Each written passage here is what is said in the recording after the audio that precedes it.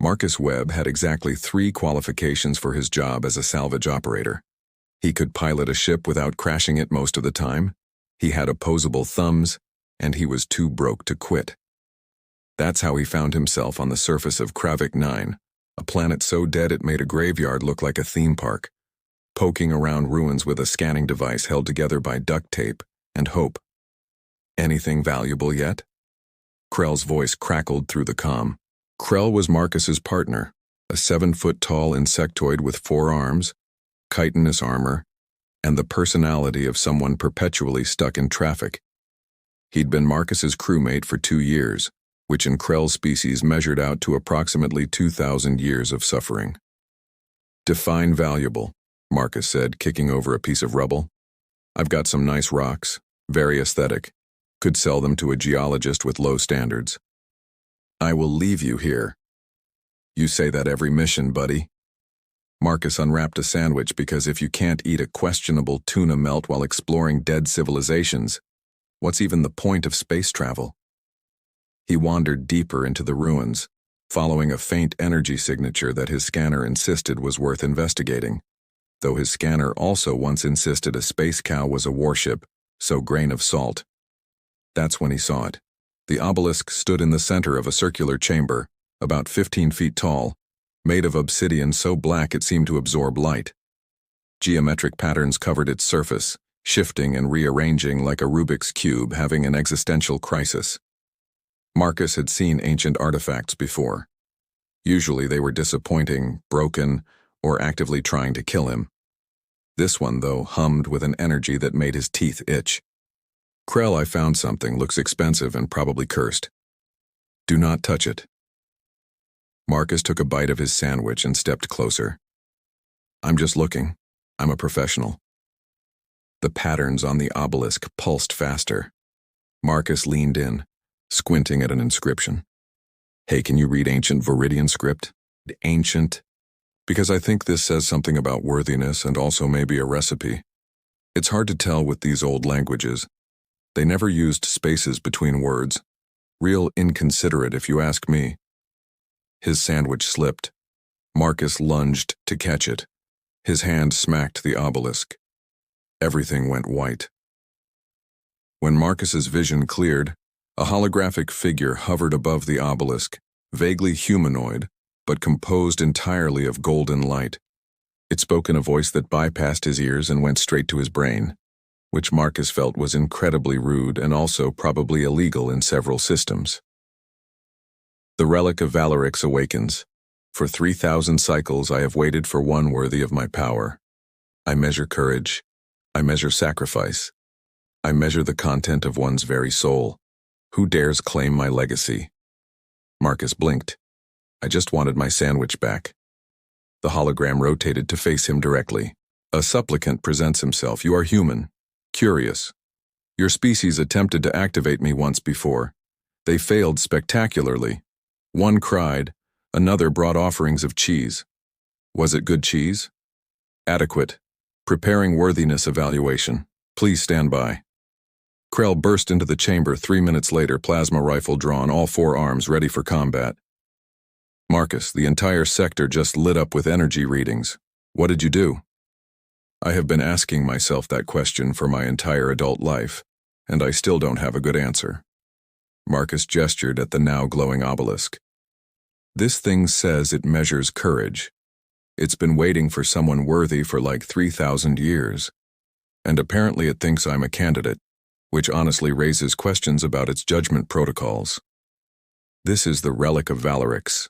Krell's antennae drooped in what Marcus had learned to recognize as horror. "Every major civilization in the galaxy has tried to activate it. The Draxian Empire sent their greatest warriors. The consortium of enlightened minds sent their wisest philosophers. All failed, and you activated it by accident. Story of my life, really. We need to leave. Now, when word spreads." The sky turned purple. Marcus looked up through a gap in the ruins to see 8 ships materialize in orbit, their jump signatures painting the atmosphere in shades of violet and crimson. Heavy cruisers, diplomatic vessels, warships. The whole interstellar neighborhood had apparently been on speed dial. When word spreads, Krell finished weakly. 20 minutes later, the chamber was packed. Ambassador Vin had arrived first, a telepathic squid creature floating in a containment sphere of synthetic water. His species communicated through color-changing patterns on their skin, but he'd equipped his sphere with speakers because he enjoyed the sound of his own voice. Behind him stood Commander Zara of the Reptarian Dominion, 8 feet of scales, scars, and permanent scowl. She had medals covering half her chest plate and a reputation for eating negotiations for breakfast. "The human will relinquish the relic immediately," Vin declared, his skin flashing authoritative gold. "Yeah, no offense, but I didn't actually claim anything. I was just trying to save a sandwich." Marcus held up the squashed remains. "See? Tragic loss? Moment of silence, please." Commander Zara's tail lashed. "The relic has chosen you for its trials of valor. If you succeed, you gain its power. If you fail, it deactivates forever. The risk is too great to trust to a human salvage operator who smells like fish. It's tuna. There's a difference. And also, I didn't volunteer for this. Maybe we just leave it alone?" "I heard that's a valid option sometimes. Just walking away. Highly underrated." The hologram manifested again. "The trials begin now. First trial, face your greatest fear. Only by confronting that which terrifies you most can true courage be measured." "Oh good," Marcus muttered. "Psychological torture, my favorite." The chamber warped. Reality folded in on itself like origami designed by someone on hallucinogens. When it unfolded, Marcus stood in a small office with fluorescent lighting and beige walls. A desk sat before him, covered in paperwork. Behind it, a woman in a business suit smiled the smile of someone who'd perfected crushing dreams. "Mr. Webb, according to our records, your student loan payment is 17 months overdue. We'll need to discuss your repayment plan. Also, there's a 45-minute wait at the DMV. Your health insurance has been denied, and your mother called asking when you're going to give her grandchildren." Marcus felt his soul leave his body. No, anything but this. Outside the simulation, the assembled aliens watched on holographic displays. Commander Zara frowned. "What manner of terror is this? Where are the monsters? The battles? The certain death?" "He appears to be filling out forms," Vin observed. Inside the simulation, Marcus waded through bureaucracy with the grim determination of a man who'd done this dance before. He negotiated payment plans. He sat in waiting rooms. He smiled through his mother's invasive questions about his dating life and explained again that space salvage was a perfectly respectable career. And no, he hadn't met any nice girls lately, because he worked with a giant bug. When the simulation ended, Marcus stood back in the chamber, spiritually exhausted. The hologram spoke. "The trial is complete. Assessment. Subject demonstrates acceptance of mortality and mundane suffering with remarkable grace. Fear acknowledged, confronted, and endured. First trial passed." Every alien in the chamber went silent. Commander Zara's jaw hung open. "He filled out paperwork. That's his greatest fear? Where is the honor? The glory?" "That was horrifying," Marcus said. "You have no idea." Ambassador Vin's sphere rotated aggressively. "This is absurd. The trials are meant to test warriors, leaders, those of extraordinary capability, not someone whose greatest fear is administrative work. Hey, have you ever dealt with health insurance claims? That's combat. Daily warfare against bureaucracy and hold music." Marcus stretched. "Also, can we speed this up? I've got a shift tomorrow and Krell's going to charge me overtime for this." "I am definitely charging you overtime," Krell confirmed from the doorway. The hologram shimmered. "Second trial. Sacrifice something precious for the greater good. True courage requires the willingness to lose what one treasures."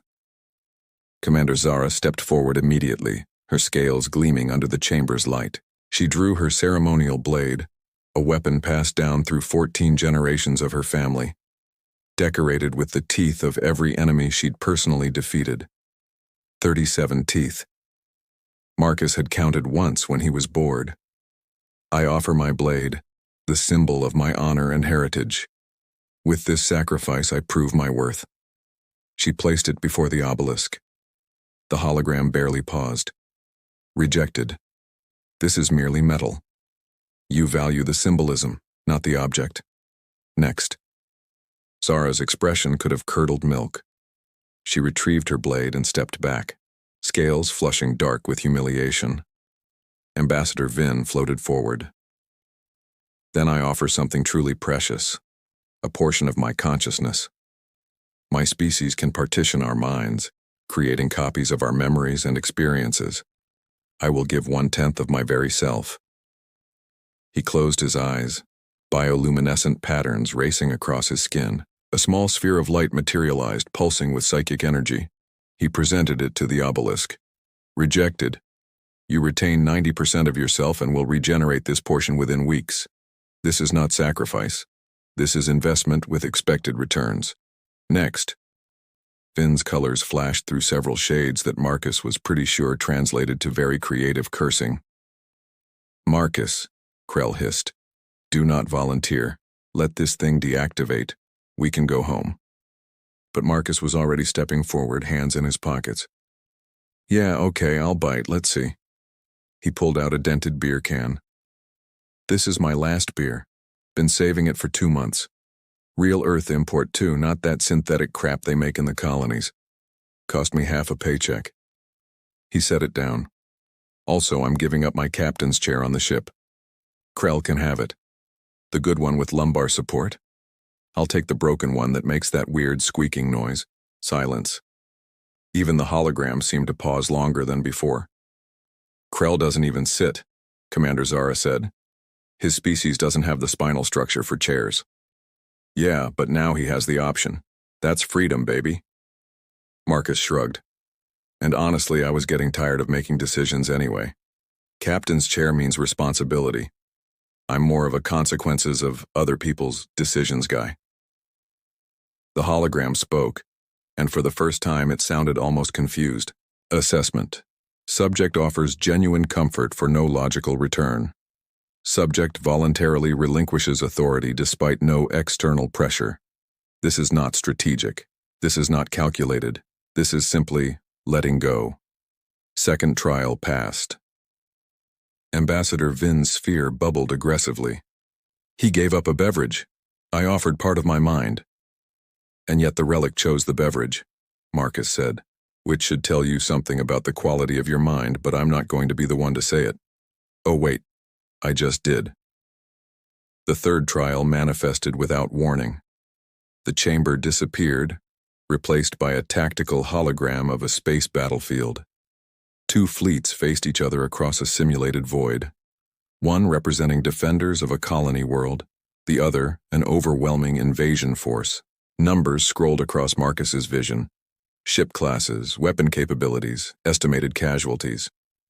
Third trial, demonstrate strategic genius under pressure, command the defensive fleet, save the colony, prove your tactical superiority.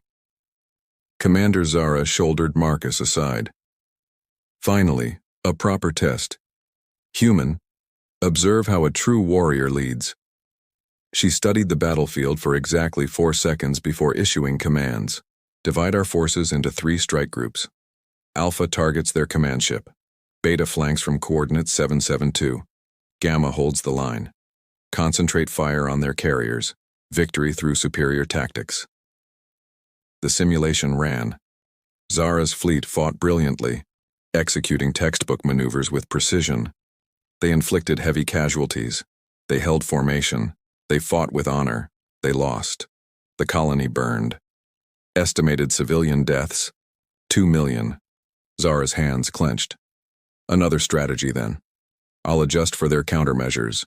Rejected. You demonstrated competence, not genius.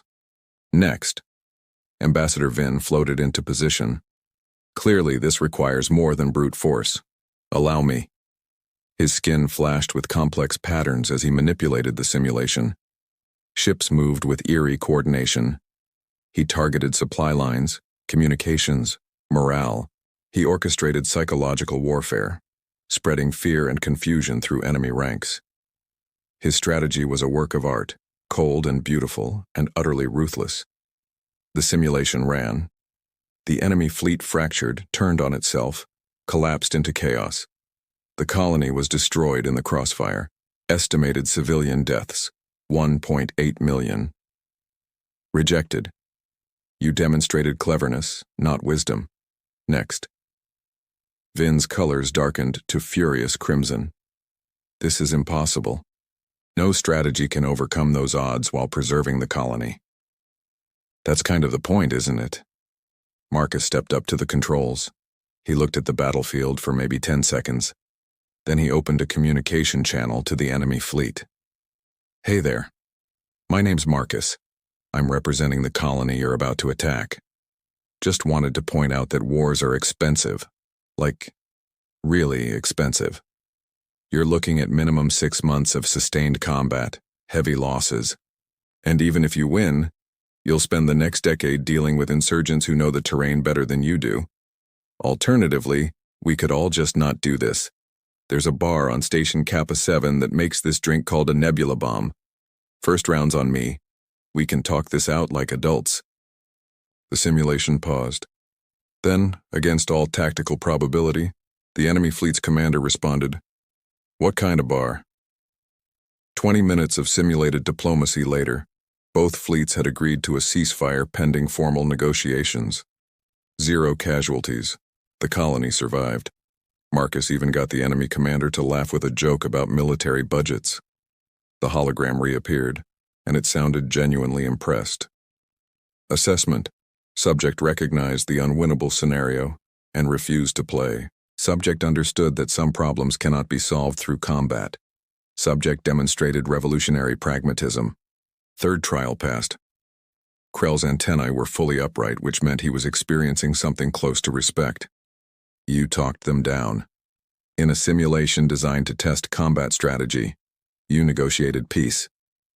Yeah, well, I've worked in customer service. Same skill set, honestly. Marcus turned to face the crowd of increasingly baffled aliens. Can we wrap this up? My feet hurt. Commander Zara's tail thrashed. This makes no sense. The relic keeps rewarding cowardice, laziness, and refusal to engage. No, the hologram said, and suddenly its voice carried weight that rattled the chamber. I have rewarded none of those things.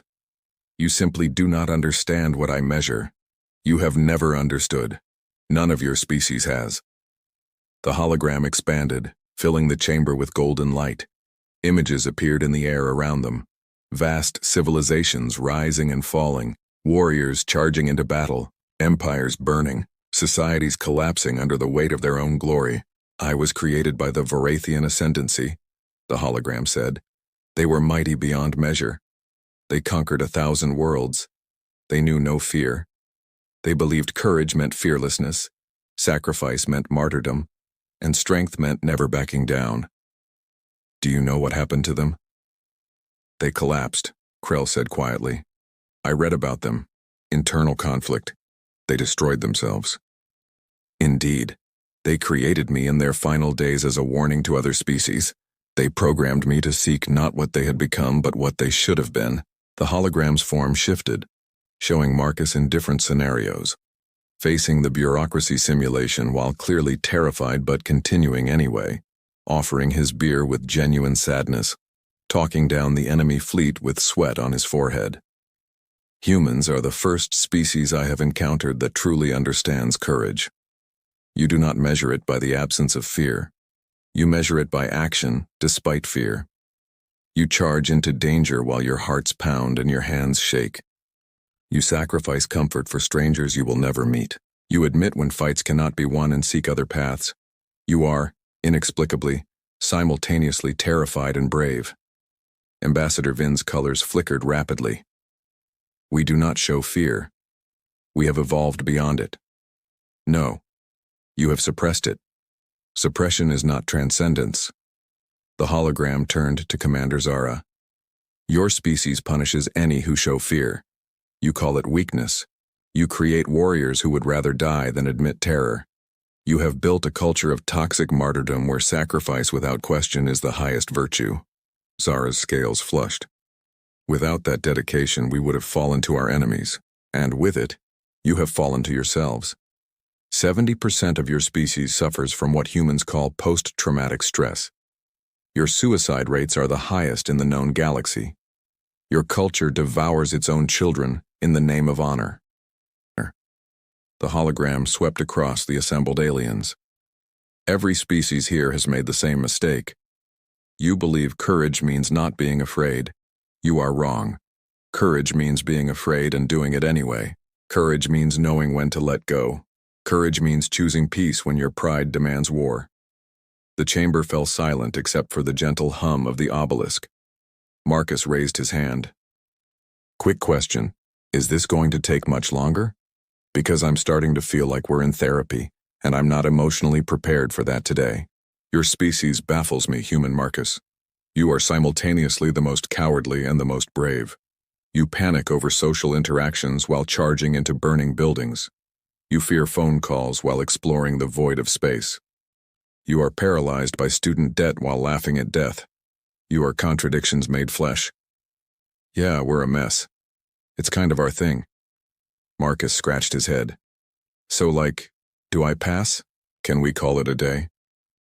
One final trial remains, the most important. The obelisk pulsed and suddenly Marcus could feel it. Knowledge flooding his mind. The secrets of matter manipulation. The ability to reshape reality at the molecular level. Weapons that could crack planets. Shields that could turn back stars.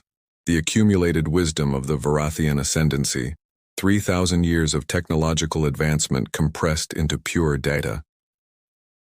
I offer you my power, the hologram said. With it, you could reshape the galaxy, end wars, cure diseases, build wonders, become more than human, become legend. Marcus felt the weight of it settling over him like a crown made of lead. He saw possibilities spiraling out before him.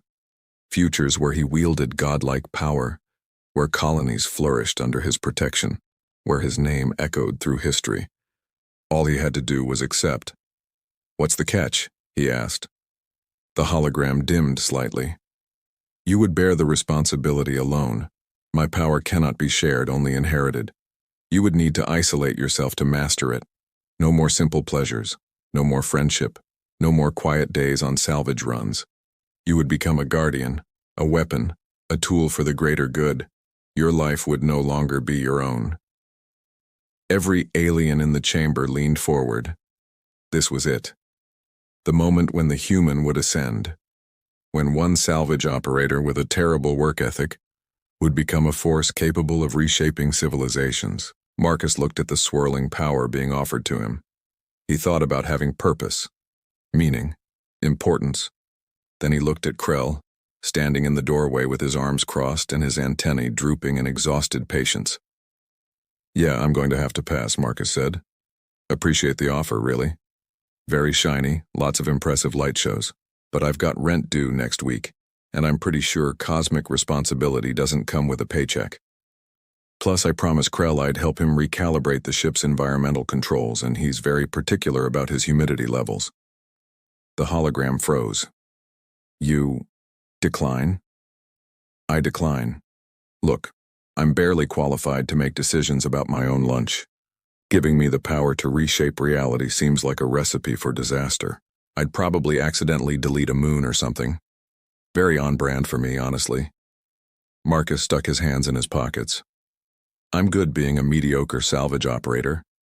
It's low stress mostly, and I can quit whenever I want, which is more than I can say for the whole Eternal Guardian situation you're describing. The chamber went absolutely silent. Ambassador Vin's colors cycled through what Marcus suspected was the squid equivalent of a blue screen of death. Commander Zara looked like someone had just explained that war was actually optional. The hologram brightened, and when it spoke, Marcus could swear it sounded pleased. Fourth trial. Refuse power when offered. The final measure of courage is the ability to say no when the universe offers you everything. To choose simplicity over significance. To remain small when you could be great. Trial passed.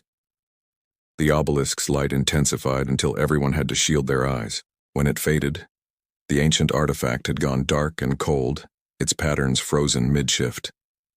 My purpose is fulfilled, I have found one worthy who did not wish to be. My creators would have been proud, or perhaps horrified. With humans, it is difficult to predict. Farewell, Marcus Webb. Continue being magnificently average. The hologram vanished. The obelisk was just a rock now. All its power spent, all its trials complete. Marcus turned to Krell. Can we go home now? I'm starving, and I gave away my last beer for this. You just turned down godhood, Krell said flatly. Yeah, but godhood doesn't pay for ship repairs. Come on, I know a place on Station Kappa 7 that makes decent noodles. My treat. Well, your treat. I'm broke. They walked out of the chamber together, leaving behind a crowd of aliens experiencing simultaneous existential crises. Commander Zara stared at her blade, wondering if honor had been the problem all along. Ambassador Vin's colors flickered weakly as he reconsidered every decision his civilization had ever made. As Marcus and Krell's ship lifted off from Kravik 9, Marcus settled into the squeaky chair and pulled out a protein bar. You know what the weirdest part was? That thing said we're cowardly and brave at the same time, can't even give us a clean compliment. The relic chose you because humans are too stupid to understand when they should be afraid and too wise to care when power is offered. That's the nicest thing you've ever said to me, buddy. It was not a compliment. I'm taking it as one. Marcus kicked his feet up on the console, ignored Krell's disapproving click, and took a bite of his protein bar. Below them, the dead planet receded into the void. Somewhere behind them, the galaxy's major civilizations were probably rethinking their entire philosophical frameworks. But that was their problem. Marcus had next week's rent to worry about, a squeaky chair to sit in, and a cranky insectoid best friend who tolerated his existence. By human standards, that was pretty much perfect.